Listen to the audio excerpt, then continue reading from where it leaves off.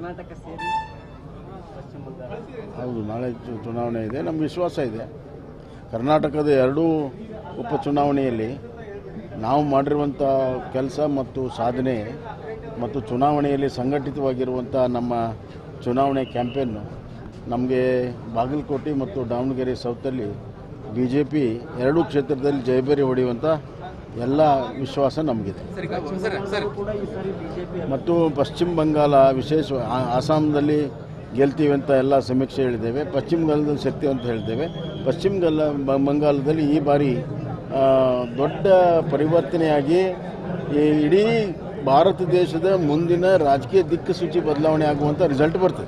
Ballot paper ಬೇಕಂತ ಕಾಂಗ್ರೆಸ್ ಹೇಳ್ತಿತ್ತು. ಆದರೆ ಈಗ ಶೃಂಗೇರಿಯಲ್ಲಿ ಬ್ಯಾಲೆಟ್ ಪೇಪರ್ನಲ್ಲಿ ಜೀವರಾಜ್ ಅವರು 40 ಓಟಿಂದ 50 ಓಟಿಂದ ಗೆದ್ದಿದ್ದಾರೆ. ಅಲ್ಲ, ಅದಿರಲಿ, ಕಾಂಗ್ರೆಸ್ಸು ರಾಜ್ಯವನ್ನಂತೂ ಅದಗೊತ್ತಿಗೆ ತೆಗೆದುಕೊಂಡು ಹೋಗಿ ಪ್ರಾಚೀನ ಕಾಲಕ್ಕೆ ತೊಗೊಂಡು ಹೋಗ್ತಾ ಇದ್ದಾರೆ. ಈ ಇಲೆಕ್ಷನ್ನೂ ಕೂಡ ಪ್ರಾಚೀನ ಕಾಲಕ್ಕೆ ಹೋಗ್ತಾ ಇದ್ದಾರೆ.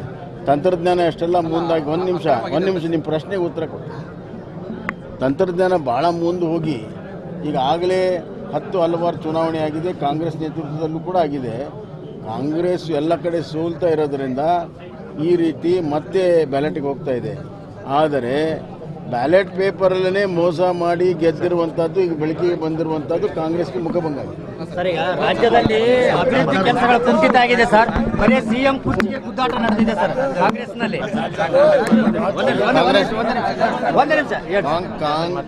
ಕಾಂಗ್ರೆಸ್ ಸರ್ಕಾರ